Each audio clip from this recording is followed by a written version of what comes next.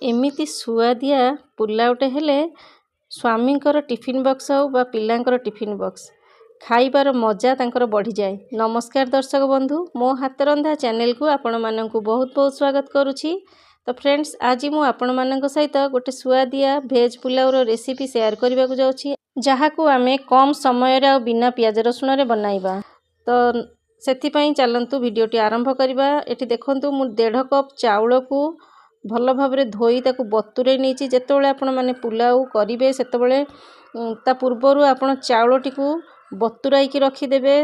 जमीती बतुराई रखिदेले से चाउलटी कौन हम ना जिते आम यहाँ मो कुकर रे करने को जाऊँगी ना, तो कुकर रे करने द्वारा कौन हम गोटे सीटी रे बहुत बढ़िया पुलावटे बनी रेडी हो जिवो।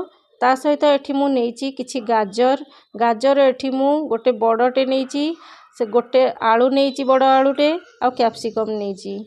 ता सहित मु नेइची पनीर नेइची। पनीर मु एठी 150 ग्राम पनीर नेइची आ ताकू एई भली भाबरे काटी नेइची। आ ए जो पुलावटी आमे बिना प्याज रसुण रे करबा, ता सहित एठी देखंतु मु किछि होल गरम मसला नेइची, 2टी गुजराती नेइची, गोटे जावित्री नेइची, तेजपत्र नेइची, 4टी लवंग नेइची, गोटे स्टार अनासी नेइची, आउ ता सहित डालचीनी नेइची। एई देखंतु स्टार अनासी तो कहंती आकू इंग्लिश रे, आकू ओडिया रे कोन कहंती मु जानिनी, जदि जानिथिबे मते कमेंट करिवे। ता सहित एठी देखंतु मु नेइची काजू आ किशमिश ड्राई फ्रूट रे नेइची, बहुत भलो फ्लेवर आसीबो।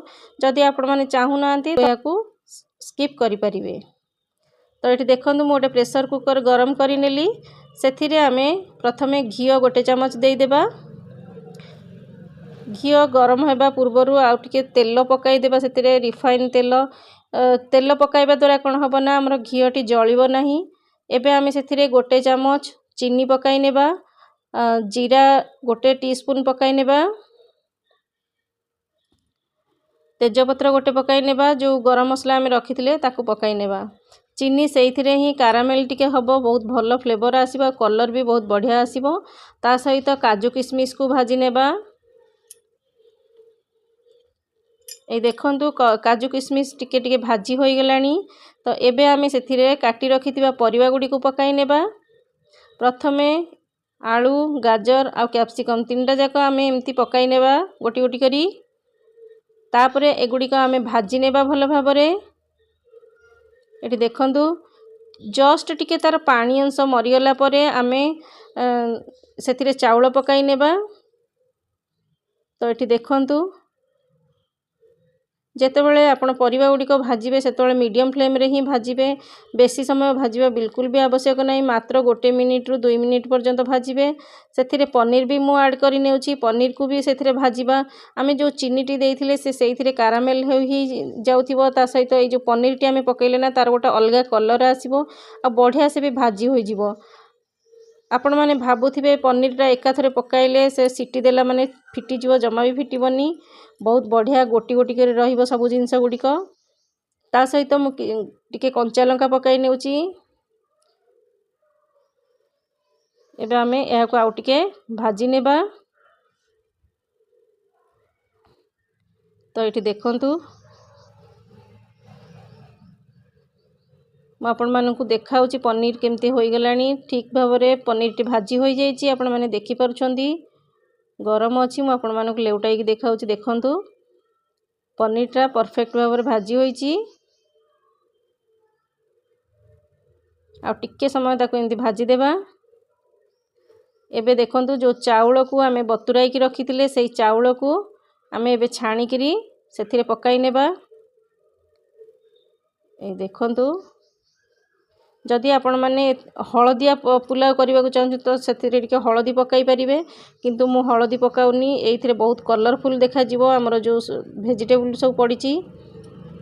एबे देखंतु चाउल को टिके समय भाजी देबे सेथिरे परिबा सहित।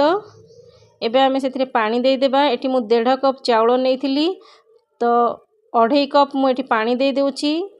चाउल हिसाब रे हमको 3 कप पानी दवा कथा, किंतु मैं एठी 2.5 कप पानी दउची। जे काहे कि ना 2.5 कप दबा द्वारा कोन बना हमर जो चाउलटी बहुत शीघ्र टिके नरम होई जिवो। सेथि पई कि मु सेथिरे टिके कम करी पानी देइची। आ स्वाद अनुसार लूण पकाई देली।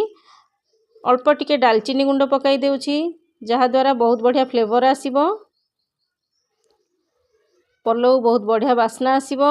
एबे आमे या छाड़ी देबा गोटे सीटी आसीबा पर्यंत मीडियम फ्लेम रे पकाई नेबा। तो आमर सीटी आसी गलानी। एबे आमे गैस रो फ्लेम को बंद करि नेबा।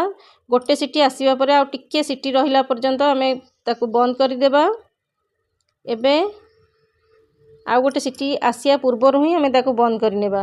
एबे देखंतु ठंडा हला परे मु आपण माननकू काढी देखाउची। ठंडा माने जस्ट टिके तार सीटी गुडी को सब चाली गला परे ही मु ए सब काढुची। गरम अछि।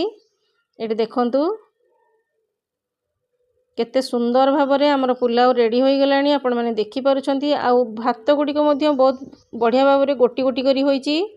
एबे याकू आमे परसी नेबा। जदि वीडियोटी आपण मानकू पसंद आसी थाए तेबे गोटे लाइक करि देबे आ शेयर करि देबे। तो एठी देखंतु या सहित आपण माने पनीर नहीं पारिबे, पनीर मसला नहीं पारिबे, मशरूम करी नहीं पारिबे, जहाँ आपण को पसंद नहीं पारिबे। जदि मो चैनल रे नुआ आसुछंती चैनल टी को सब्सक्राइब करि देबे। साइड रे जो बेल बटन टी अछि ताकू दबाई ऑल ऊपर क्लिक करि देबे जहाँ द्वारा मोर नुआ नुआ वीडियो रो नोटिफिकेशन आपण मानक पाखे बहुत जल्दी पहुंची पारिबो। तो फ्रेंड्स देखा हेबो मोर आउ गोटे एपिसोड रे नुआ रेसिपी सहित। रहुछि नमस्कार। जय जगन्नाथ।